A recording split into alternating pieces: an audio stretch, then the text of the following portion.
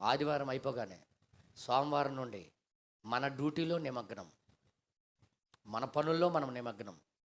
ఇంకో మాట చెప్పనా, ఇలాంటి టైంలోనే నువ్వు ఏ పనిలో నువ్వు నిమగ్నం అయిపోయావో అదే నువ్వు విగ్రహము నీ సంఘానికి తీసుకొని వచ్చావు. నేను మరీ మాట్లాడుతున్నా. నువ్వు నీ పని మీద నువ్వు నిమగ్నం అయిపోయావు కదా, నీతో ఏం తీసుకొచ్చావంటే ఇది చూసే దేవుడికి కోపం రగులుపోయింది. అది చూసే దేవుడికి కోపం రగిలిపోయి, పదా ఎవరికి ఇంట్రెస్ట్ ఉందో వాడికి ముద్రించు, ఎవరికి వర్తమానం పట్ల ప్రేమ ఉందో వాడికి ముద్రించు, వాడికి సీల్ చేయి, పరిశుద్ధాత్మ ముద్రయి. మిగతా వాళ్ళందరూ ఎలాగొన్నారో నీకు చూపిస్తాను పద అన్నాడు. ఎలాగొన్నారో మీకు చూపిస్తాను పద అన్నాడు. చూపించిన తర్వాత ఏమన్నాడు తెలుసా? వెళ్ళి జనాలు సన్నిధిలోకి వచ్చే పద్ధతిని చూపించాడు ఆయనకి. దేవుని సన్నిధిలోకి వచ్చిన పద్ధతి ఎలాగుందంటే, విగ్రహాలు సీక్రెట్గా హృదయాల్లో ఉన్నాయి. అది చూపించాడు దేవుడు ఆయనకి. ఎందుకు తీర్పు జరగబోతుంది ఈ లోకానికి? మనుషులు వస్తున్నారే కానీ, చర్చికి వస్తున్నారు కానీ విగ్రహం మరొకటి పెట్టుకుని వస్తున్నారు. విగ్రహాలు ఎహెజ్కేలుకి అది చూపించాడు 8వ అధ్యాయంలో. ఎహెజ్కేలు గ్రంథం 8వ అధ్యాయం మీరు తీసి ఒకసారి చూడండి. ఎందుకు దేవుడు కోపం రగులుకోయిందో మీకు ఒకసారి నేను చదివిస్తాను, మీరు చూడండి. ఎహెజ్కేలు గ్రంథం 8వ అధ్యాయము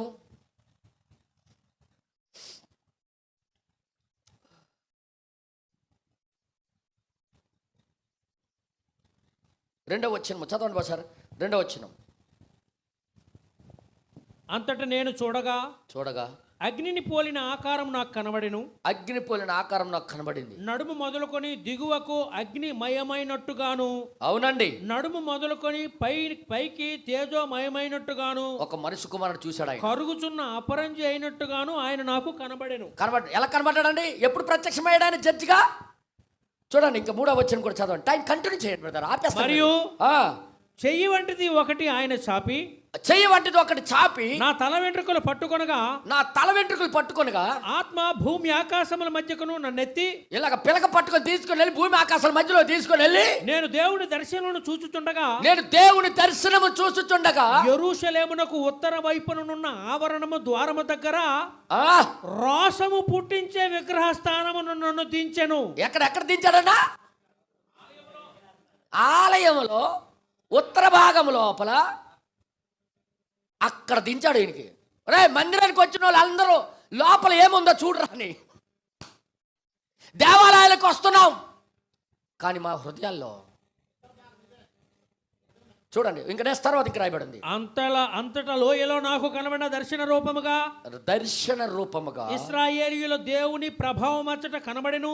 దేవుని ప్రభావం నాకు కనబడ్డది. నరపుత్రుడా ఉత్తర వైపు తేరి చూడమని యెహోవా నాకు సెలవీయగా. ఆ ఉత్తరం వైపు యెరూషలేం అంటే భక్తి కలిగిన పట్టణం, భక్తి కలిగిన స్థలం మంది. ఇది చూడమనగా ఏమంటున్నాడు చూడండి. నేను ఉత్తర వైపు తేరు చూచి తిని ఉత్తర వైపున జనుల హృదయములో ఏటట బలిపోయేటపు గుమ్మములో ఇంకోసారి అర్థమయ్యేట్టు చదవాలి. ఉత్తర వైపున సంగములోకి వచ్చిన జనుల హృదయములో ఆ గుమ్మము లోపల రోషము, ఆ గుమ్మం ఏంటి? హృదయము. గుమ్మము లోపల రోషము పుట్టించు ఈ విగ్రహము కనబడెను. ఎక్కడ పెట్టారు? లోపల. వర్తమానం లేదు, లోపల విగ్రహాలు ఉన్నాయి. చదవత ఇంకా చదవండి. అంతటా ఆయన నాతో ఇలాగ సెలవిచ్చెను, నరపుత్రుడా వారు చేయు దానిని నువ్వు చూచుచున్నావు కదా. వాళ్ళు ఏం చేస్తున్నారో చూస్తున్నావు కదా. నా పరిశుద్ధ స్థలమును నేనే విడిచిపోవునట్లుగా, నేనే ఈ సంఘం వదిలేసి వెళ్ళిపోయినట్టుగా ఇశ్రాయేలీయులు ఇక్కడ చేయు అత్యధికమైన హేయ కృత్యములు నువ్వు చూచితివా? నువ్వు చూస్తున్నావా? ఈ తట్టు తిరిగినట్లయితే వీటికంటే మరి అధికమైన హేయ క్రియలు కూడా చూచెదవు. నువ్వు చూడు, కొద్దిగా ఒకసారి తిరిగి చూడు, అల్లా ఏం చేస్తున్నాడు చూడండి. అప్పుడు వారి నోటి ద్వారము దగ్గర నన్ను ఆయన దింపగా. ఎక్కడ ఆ ద్వారం దగ్గర ఆయనకి దింపగా, ఆయన దింపగా గోడలోనున్న నా సందు ఒకటి నాకు కనబడెను. గోడ లోపల ఉన్న ఒక సందు నాకు కనబడ్డది. నరపుత్రుడా, ఇది బయటికి కనబడేది కాదు, ఇది లోపల లోపల లోపల సందు లోపల. బయటికి అది బాగా కనబడిపోను.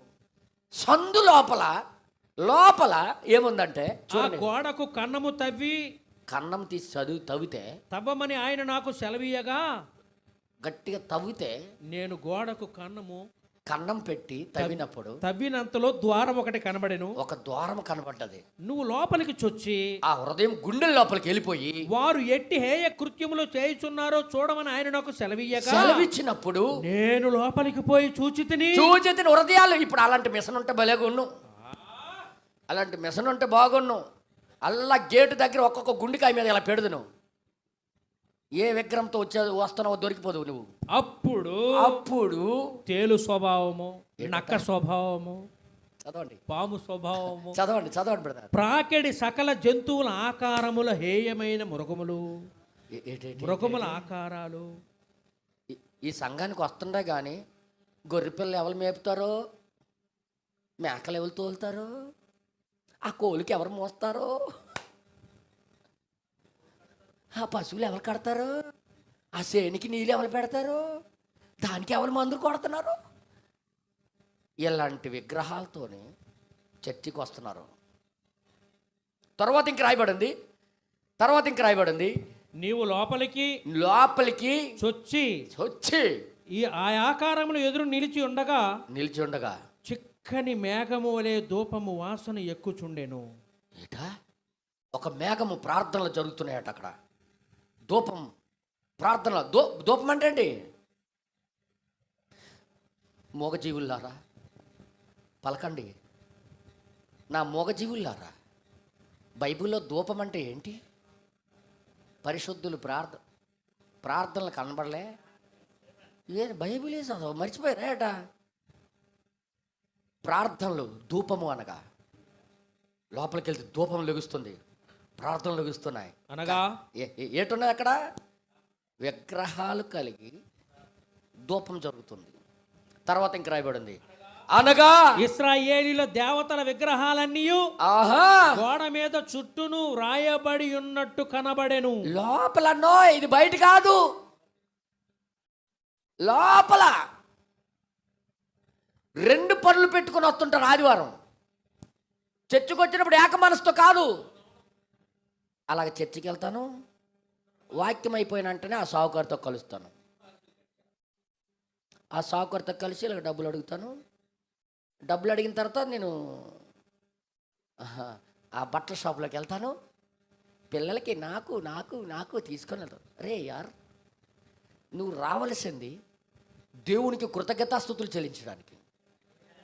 ఏక మనసుతో రావాలి. ఇక్కడ డబల్ మైండ్లు, డబల్ ప్లాన్లు, డబల్ ఇది ఏమనుకుంటావు? నీ దృష్టిలో అది విగ్రహం కాదు, దేవుడి దృష్టిలో అది విగ్రహం.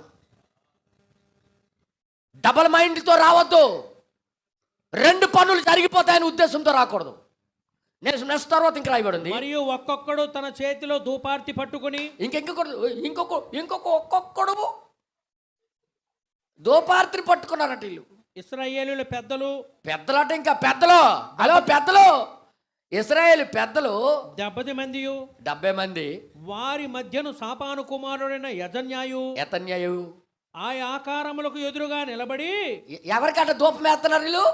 ఏ ఆకారం అయితే చేసుకున్నారో ఆ ఆకారానికి ముందు నిలిచి వాళ్ళు నిలబడేది దేని ముందు? ఆకారాల ముందు. వాళ్ళ మైండ్లో పరిగెట్టింది ఏంటి? ఆకారాలు.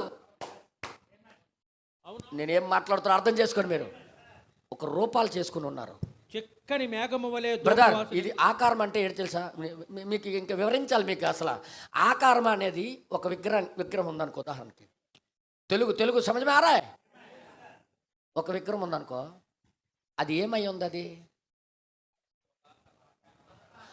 ఆకారం ఏటై ఫస్ట్?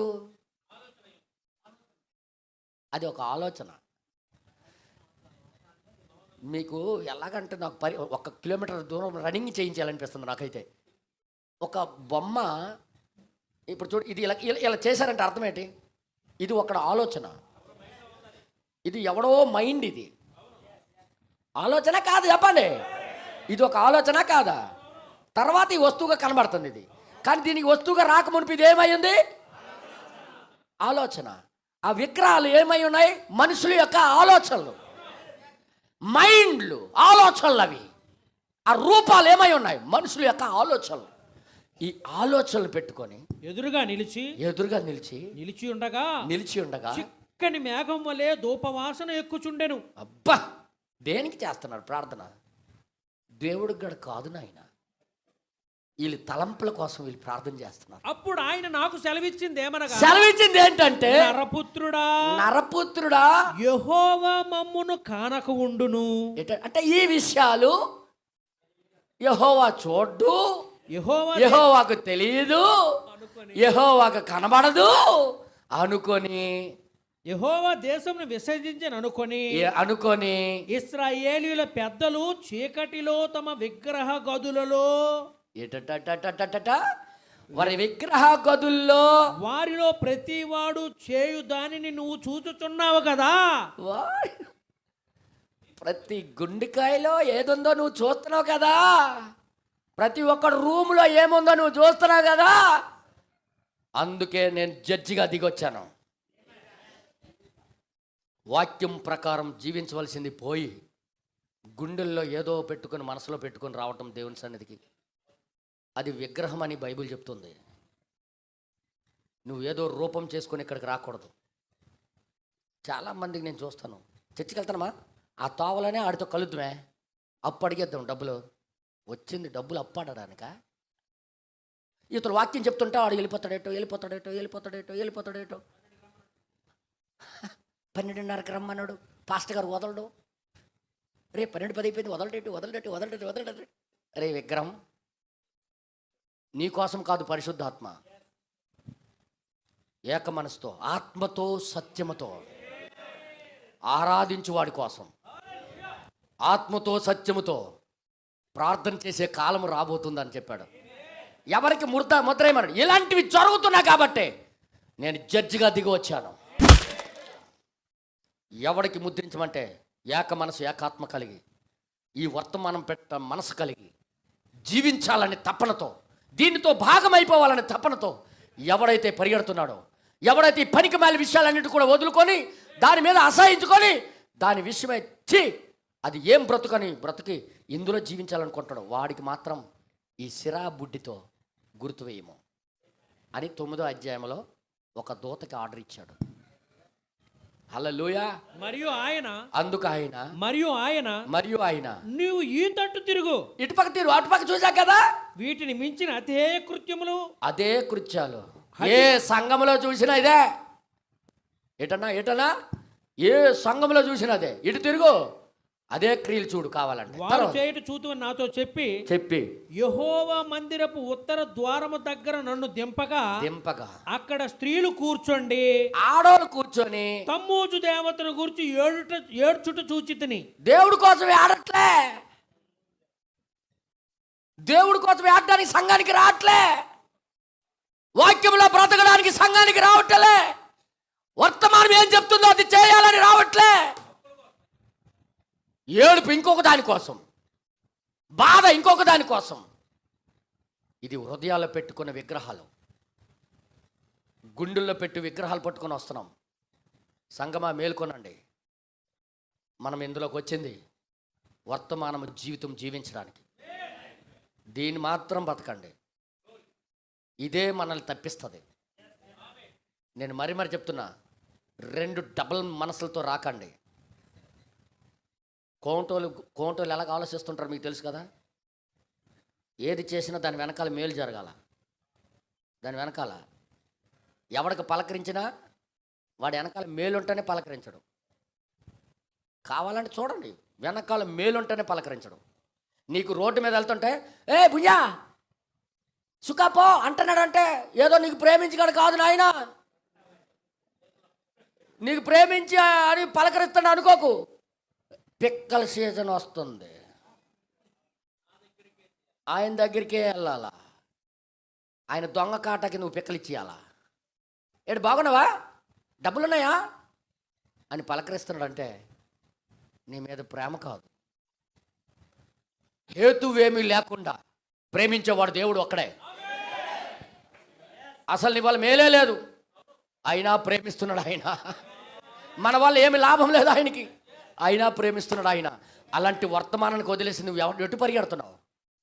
హృదయాల్లో విగ్రహాలు తొలగించాడు ఫస్ట్, గుండెల్లో విగ్రహాలు తొలగించాడు ఫస్ట్. అటు మాట్లాడి రాకండి. ఎవడైనా వస్తే ఇదిగో కరెక్ట్గా 12:30కి ఓబేద మీద వదిలేస్తారు, 1:15 నీ దగ్గరికి వస్తానండి చెప్పి రాకండి ఇక్కడికి. నన్ను మర్చిపో, నేను ఎప్పుడు వస్తానో నాకే తెలియదు, నేను ఎప్పుడు వస్తానో నాకే తెలియదు. నేను దేవుని సన్నిధికి వెళ్తున్నాను, నాకు ఫోన్ చేయకు అని రావాలి. ఒరే నువ్వు ఆటో పట్టు రెడీగా ఉండరా, 1:15 నేను గబగబ తినేసి నేను వచ్చేస్తాను, ఇద్దరం వెళ్ళిపోదాం. ఇదంతా మరొక విగ్రహం. నీ ఆలోచనలే నీకు విగ్రహం. ఇశ్రాయేల్ అందరూ చర్చి దగ్గరికి వెళ్ళి ఏం చేస్తున్నారు? విగ్రహాలకి ధూపం వేస్తున్నారు. తెలుగు అర్థమవుతుందా మీ అందరికీ? వారి ఆలోచనలే విగ్రహాలు అయి ఉన్నాయి, వారి యొక్క ఆలోచనలే అక్కడ చెక్కబడి ఉన్నాయి విగ్రహాలుగా. ఆ ఆలోచనలకే వాళ్ళు ప్రాధాన్యత ఇస్తున్నారు, వారి ఆలోచనలకే వారు గౌరవిస్తున్నారు, వారి ఆలోచనలకే. ఇప్పుడు అందుకే చెప్తున్నాను, చర్చికి వచ్చిన తర్వాత ఎక్కడికి వెళ్ళారు వీళ్ళంటే, బెదరు పిల్లలకి బట్టలు కొనడానికి అంటే ముందే ఫిక్స్ అయిపోయి వచ్చారనమాట. ముందే ఫిక్స్ అయ్యి వచ్చారు. ఆరాధన చేసిన రోజే బట్టలు కొనాలా? మీటింగ్ రోజే తిరగాల? మీటింగులు పెట్టిన రోజే యాత్ర చేయాలా? మీటింగులు పెట్టిన రోజే షాపింగ్ చేయాలా? ఆత్మతో సత్యంతో ఆరాధించేవారు తన ప్రజలై ఉన్నారు. హల్లెలూయా. అందుకోసమే సిరాబుడ్డు అని 9వ అధ్యాయంలో నా సంఘము నుండే స్టార్ట్ చేయి. వీళ్ళు మనసుల్లో వేరే పెట్టుకొని వస్తున్నారు. వాక్యములో జీవించాలని కాల వర్తమానం గ్రహించడం కానీ లేదు వీళ్ళకి. కాల గడియ వర్తమానం ప్రభావం ఏదో వీళ్ళకి తెలియదు.